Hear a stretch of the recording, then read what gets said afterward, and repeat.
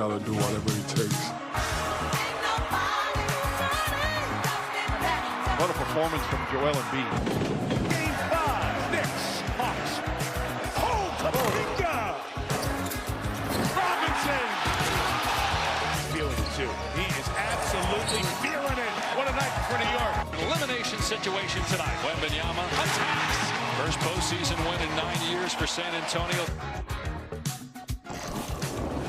Welcome to NBA Today with Malika Andrews, live from Los Angeles.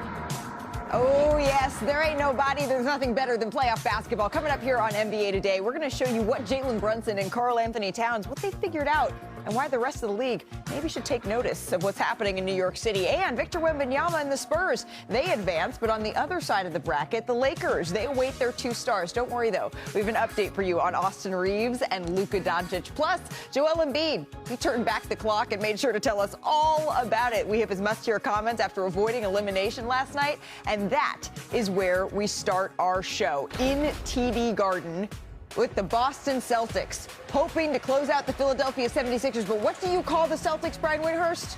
The extenders? They certainly have been like for the last decade. They live by the 3, they die by the 3. And Amon, early on, they made a couple. They did. They got cooking early, but they just level off after a couple of quarters. So they were up by 7 at the half here, Perk. Going ahead to the third quarter, though. About 6 minutes left here. The Sixers down 3. Joel Embiid. And all of a sudden, you got a heavy dose of it. Anytime you see him sealing and then going off the vert and snatching the screws out the rim is always a bright sign for all the Philadelphia 76ers fans. Maxey for the deep 3 there. The Sixers keeping it close. Final seconds of the third. Yeah, great floor game.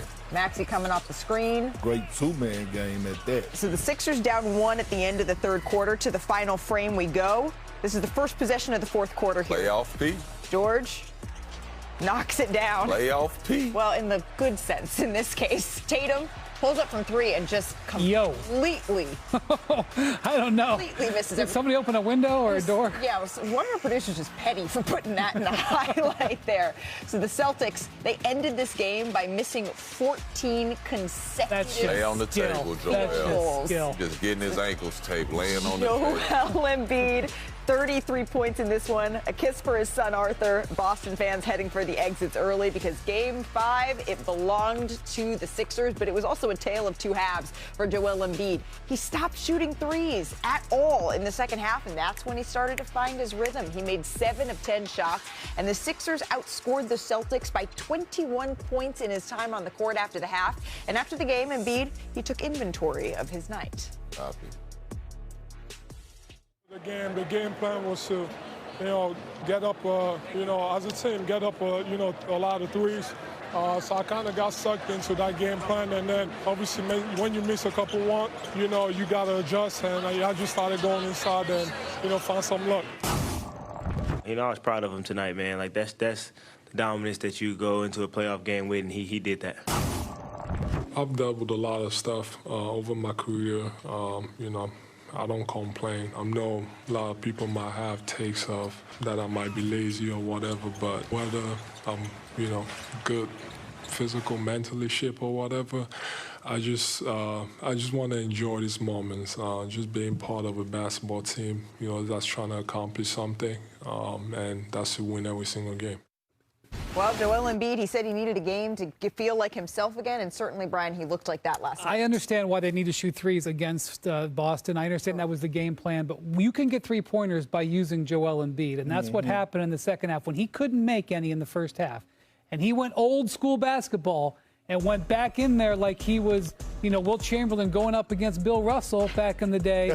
Look at the difference between the first half. And I honestly think that is misleading because he was shooting way farther from 16 feet. And once he got in there, guys, and was hitting those inside shots, it opened up those outside shots. One thing that happened in this game, despite all those interior baskets he made, the Sixers took more threes. They, of course, made more, but they even took more than Boston. That's the first time that's happened in this series. And if they want to win another game, they need to go back to this and generate their 3-pointers inside out. Well, first of all, it feels good to be back in the studio. We saw that little wiggle. Get situated in the seat. They got the extra bolts under here to hold it up so it does. It says Perk's chair on the back. It do. But look, Joe Mazzulla said that he loved adversity. We know that Joe Mazzulla loved to fight. We know he loved to fight. Well, you talk about adjustments, he got hit with an overhead right? And when you think about Joel Embiid, look at the impact, look at the spacing. Okay, you got the two-man game with him and Maxey, and it comes into a post-up isolation. You got the whole weak side over there that's occupied, and now it's him and Vucevic on the island by itself. Straight tomato chest, 2 dribbles, I'm getting to the basket, reverse layup. Here you go again. Clear the side out.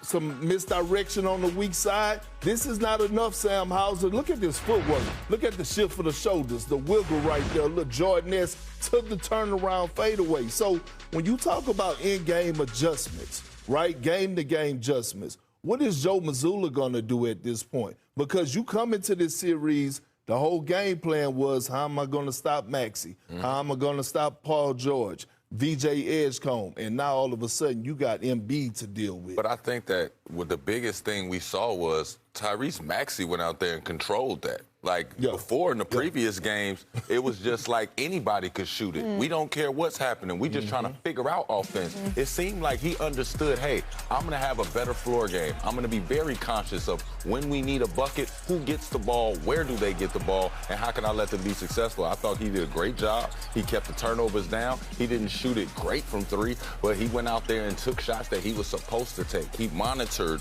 their offense and said, hey, we're not going to have any cold spells, because if you have cold spells against Boston and they hit 3s, you're out the game. Well, what do we know? We know that Boston is better in the playoffs, and actually during the regular season, they are better on the road than they are at home. So if you're the Celtics right now, what's your level of concern, Perk? I have some level of concern. You want to know why? It's because the Batman is not getting it done. Their Batman is not getting it done, and I'm talking about Jaylen Brown. Jason Tatum hasn't been in his way. Jason Tatum actually played a solid game last night, but you also watch the Celtics are trusting Jaylen Brown, and rightfully so, to go isolation when the three-point shot is not falling. When Paul George and Kelly Oubre is guarding Jaylen Brown, he's 2 for 10.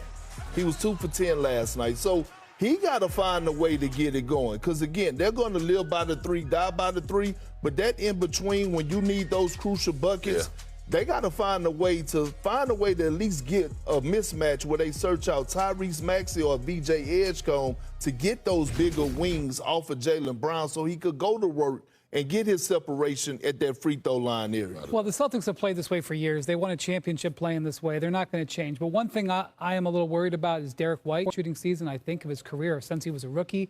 He's 7.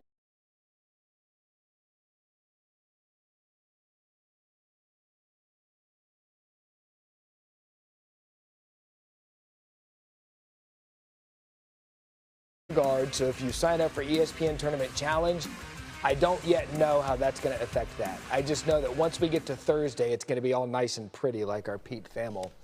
Pete, you broke the story. What are we doing? 76 teams, why?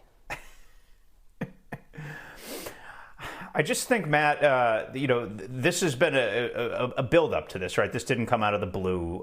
This has been lobbied for, bandied about, and really expected at this point. And it's simple.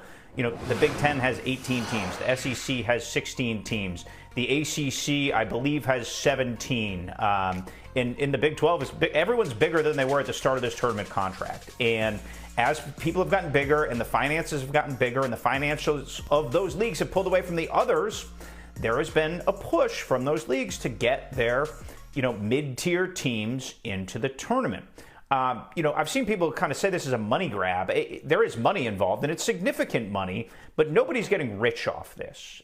This is an access play, not a money play, and it was transparently, targeted as that from the beginning. And the other why here is this tournament hasn't expanded since 1985 in a significant way, other than the first 4 that you mentioned a little while ago, went from 64 to 68. So as Division I has grown and ballooned in size, this is viewed by the people who pushed for it as sort of a next natural step in college basketball. So I mentioned the bracket come Thursday, which used to be the first round of the tournament. That's going to be nice and neat at 64 teams. Okay, if that's the case, what are Tuesday and Wednesday going to look like now?